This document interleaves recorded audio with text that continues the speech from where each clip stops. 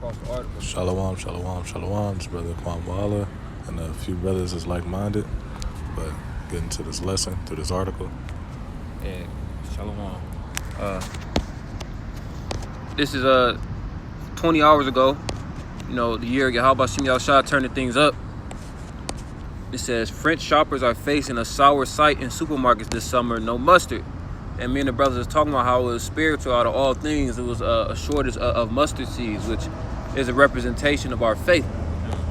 And it says the nationwide shortage is due to a lack of mustard seeds needed to produce the condiment. Severe drought in Canada, poor harvest in France, and the war in Ukraine have combined to reduce the supplies of mustard seeds available to producers. And that's screaming famine. You know what I'm saying? Poor harvest. A lot of this stuff was already calculated, you know what I'm saying? As far as the drought. But this is through the hand of the Heavenly Father.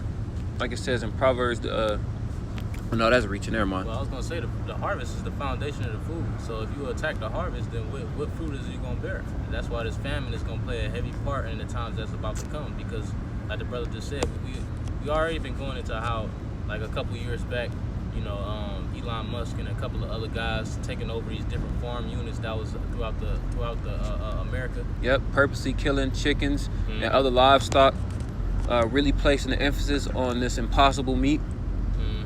You know. Right, it's a quote that says, "He who controls the food controls the people." Yeah. You know, and this shortage of food is going to leave people, and it's going to be more inflation. It's going to be on the rise and the increase. Make sure we're lifting our voices up. But yeah, there's a little bit more in this article, and then we're going to let the precepts fly. It says the price of mustard has shot up by 10% in France as a result, and some shops are struggling to restock jars. As a matter of fact, real quick, you get that second Ezra 16.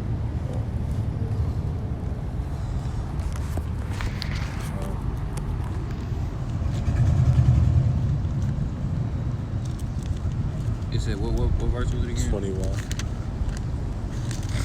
This is second Ezra chapter 16, verse 21. It says, behold, victuals shall be so good cheap upon earth that they shall think themselves to be in good case. And what's an example of that now? It's still Dollar Trees and Dollar Generals and shit around. The stores are not stocked to the capacity that we're used to within the past couple of years, but you know, everything seems relatively normal.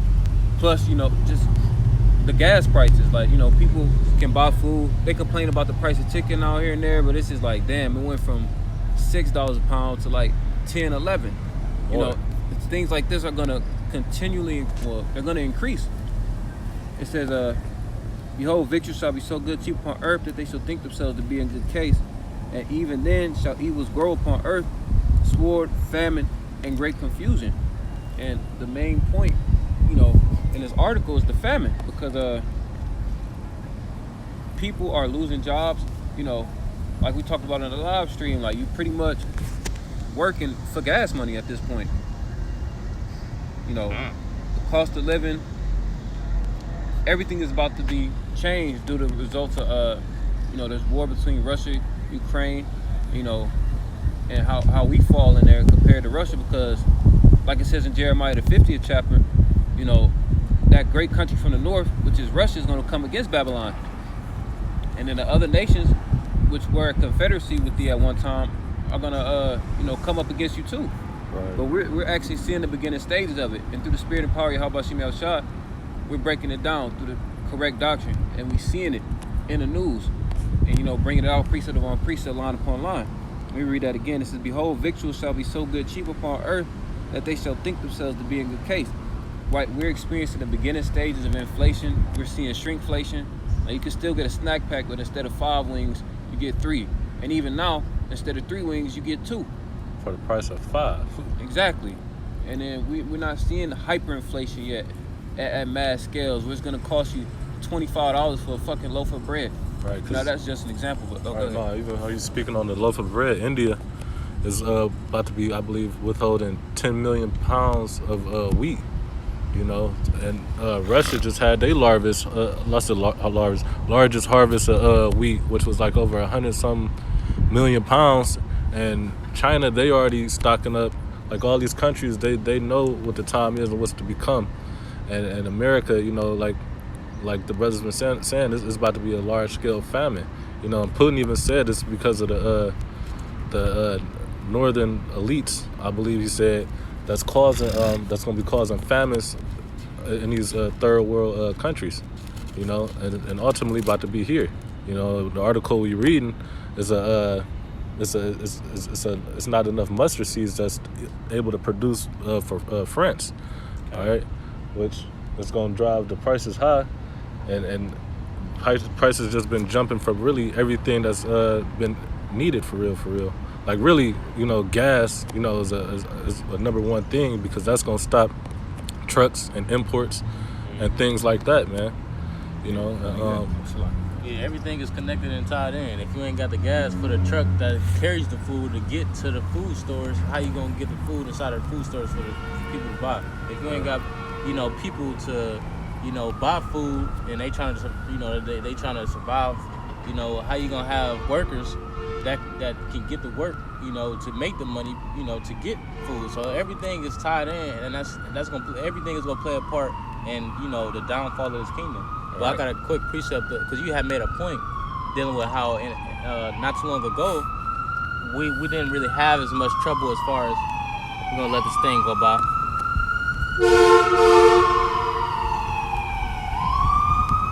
We didn't really have no trouble as far as the storehouses being, you know, having supplies in it. But now we're getting to a point to where supplies are getting, you know, a little bit more.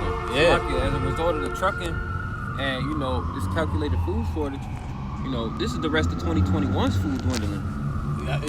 Yeah, we didn't even, a lot of people don't think about that. But what was I about to say? Mustard is a common household item. You're not paying more than $4 or $5 for mustard. Everybody house got ketchup and mustard. That's a staple in J community because niggas eating ketchup and mustard on hot dogs, burgers. Shit. They even got it in your fast food restaurants, ketchup and mustard. So imagine how much more that's gonna cost when you go to McDonald's and now you get a fraction of a ketchup packet and you still gotta pay the same price. Or your meal is bumped up another $2-3 because of that punk ass ketchup and mustard. Right. This is Habakkuk 2:3. It says, "For the vision is yet for an appointed time, but at the end it shall speak," and we at the end. It says, "and not lie," man. It means it's gonna come to pass. It's gonna happen. It says, "Though it tarry, wait for it, because it will surely come. It will not tarry." And one of the things that's happened is these prophecies, which is coming to pass, and one of the major ones is the famine. All right, if a brother want to grab, you got to Jeremiah 15. That's the spirit. Yeah, this is Jeremiah chapter 15. I start at the top. It says, "Then said the Lord unto me, though Moses and Samuel stood before me, yet my mind could not be toward this people.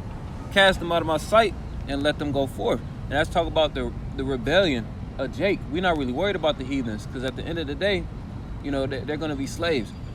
This is for you so-called Negroes, Latinos, and so-called Native and Seminole Americans. It says, verse 2, "And then it's to come to pass, if they say unto me, whither shall we go forth? Then shall thou tell them, thus saith the Lord, such as are for death to death, and such as are of the sword to the sword, and such as are of the famine to the famine, and such as are of the captivity, as are for the captivity to the captivity." And like it says in 2nd Ezra, I believe either 15 or 16, you know, the things that we go through, like the precept just mentioned, are scourges for amendment. You know, they're for correction, for refinement, because it's judgment. Yeah, judgment, correction. Yep. Hey, can you hold that? I'm gonna get this precept for the brother, but I want to add a point to that. Just make your point out. What's a precept? I got a precept. Okay, But this is the book of Revelation, chapter 6 and verse 8. It says, "And I looked, and behold, a pale horse, and his name that sat on him was Death. And hell followed with him, and power was given unto them over the fourth part of the earth, to kill with the sword, and with hunger, and with death, and with the beasts of the earth." You know, keep going. No, that was it. Yeah, so the Lord is about to send them with hunger. Hey, and you know how that's the Lord doing that? Because once again, going back to the point, it's a shortage in mustard seeds, man. You know, which I wish I say it, and which that's a sign. The Lord is telling, he's pretty much saying, be prepared to have faith, man. You know, he's saying, be prepared to have the faith of a mustard seed. Yeah. You know, because it's not just gonna stop at a mustard seed. Matter of fact, I'm gonna get but you know, it's a warning. And maybe think of that precept. You still got that. I got one real quick. Con. This is 2 Timothy chapter 3 verse 1. It says, "This know also that in the last days perilous times shall come." Con. So this is one of the precepts I thought of when the brother said that, and it's beautiful because you know, what's the one scripture say? Shall he find faith in the earth? Yeah. Our faith is about to be tested. We got to think we about to receive an inheritance, Lord willing, that's worth more than gold, silver. There's no monetary value. We can't even fathom the reward that the Lord got for us. We just got an idea. So in order to get that, of course, like the scriptures say in Acts and a plethora of other scriptures, that we're going to have to go through tribulation. And this is the worst captivity and tribulation that we have to go through it. And it's called Jacob's trouble. Yeah. For you people out there that think it's gay, or you think that every time Jake's been trodden underfoot, that was Jacob's trouble. No, there's a specific time period where Yahushua and the archangel Michael is going to have to stand up and defend the people. There's going to be a time that's worse than slavery, the transatlantic, sub-Saharan, the Silk Road. It's going to be a time worse than Jim Crow. There's going to be a time worse than when the Northern Kingdom was afflicted, and it's called Jacob's trouble. Mm-hmm. And it, no, it's really because the Lord is drawing nigh, man. Yeah. The closer you get, the closer these birth pains gonna get, man. yeah, there you go. You know, but this is Galatians 6:9. It says, "And let us not be weary in well doing, for in due season we shall reap if we faint not." You know, that's why we got to keep the faith and keep growing, keep doing the work, so we can reap the kingdom. You know, so the angels could reap us. You know, the harvest is getting ripe. Rockatha. You get that Jeremiah 15 back? You got another one? I was about to grab 2nd Ezra because I was just quoted. This is Jeremiah. Go ahead. Like in Jeremiah 15:1. Then said the Lord unto me, though Moses and Samuel stood before me, yet my mind could not be toward this people. Cast them out of my sight and let them go forth. Let's talk about you 2/3, you hard-headed niggas. Right, because like the scriptures say, you can discern this and that, but you can't discern the signs of the time. You know, you can't discern that this we at the end. You can't discern that, you know, these gas prices and all these things ain't gonna stop where they at. I was doing a lesson the other day, and I was going over pretty much how every year the gas price was going up $1, and it hasn't, you know, went back down since then. You know, so what you think? You think the $4 and some cents or $5 and some cents for gas is gonna go back down to being like two or one? Hell no. You know, these are signs that the Lord is showing that show forth that we at the end. But real quick, this book of Jeremiah, because you know 2/3, like the scripture just mentioned, the 2/3 is not gonna get it. You know, no matter how many signs the Lord showed. You know, it's for that mustard seed, the grain of the mustard seed. You know, this book of Jeremiah to the 14 and verse 13, it says, "Then said I, Lord, Yahweh Shema Shah, behold, the prophets say unto them, ye shall." Well, I'm gonna start at 12, 11. Then the Lord said, Then said the Lord unto me, pray not for this people, for their good. When they fast, I will not hear their cry, and when they offer the burnt offerings, you know, I'm gonna go straight to the point. I just wanted to put at verse 11, verse 14.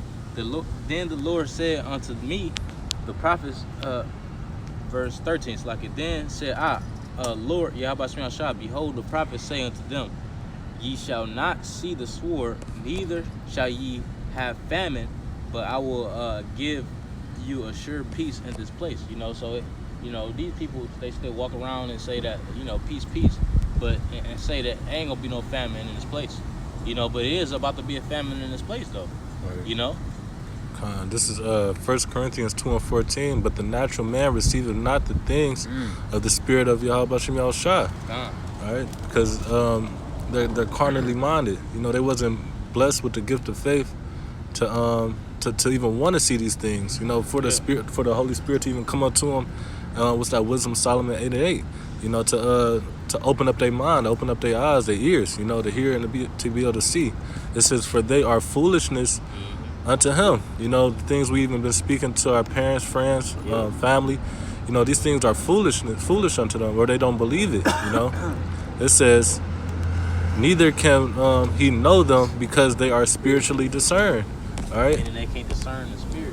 Right. The Lord said, what did he say to the Pharisees, that if you can't understand earthly things, how can you understand heavenly things? Right. You know, earthly things represents carnality in a way, you know, and this heavenly things represent, you know, the spiritual things.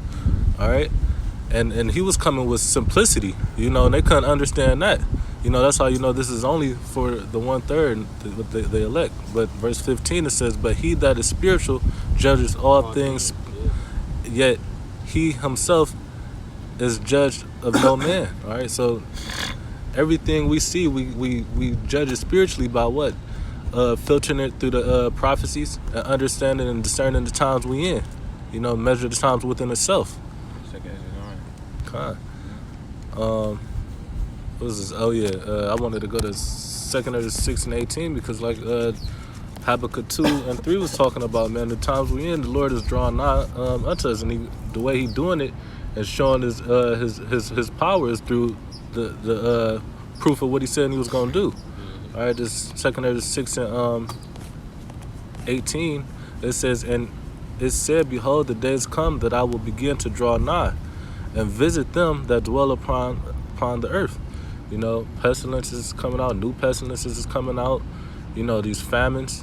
You know, earthquakes been happening. You know, uprage and wars among the people. You know, World War III is about to happen. You know, the Lord is drawing nigh. All right, so the more He draw nigh, the more we got to draw nigh by leaving this worldly shit alone, man. Because He must decrease. I mean, Salaki, slip of the tongue, not the spirit. We must decrease, and He must increase in us, man. But Shit. Start. Not bad. Did y'all have anything? so Alright, once again, to Wadi Abashim El Shah for giving us the spirit to do this lesson. Once again, all honor and glory to Yahweh, Bahashim, Yahushai, Bahashim, Rahakodash. Double honors to our elders and apostles at Great Mills for the rule well and teach sound doctrine, and a strong shalom to hopeful elect. Lord willing, we'll see you again soon. Shalom. Kwame Yasharala and Baba Ball. Shalom. Kwame Yasharala.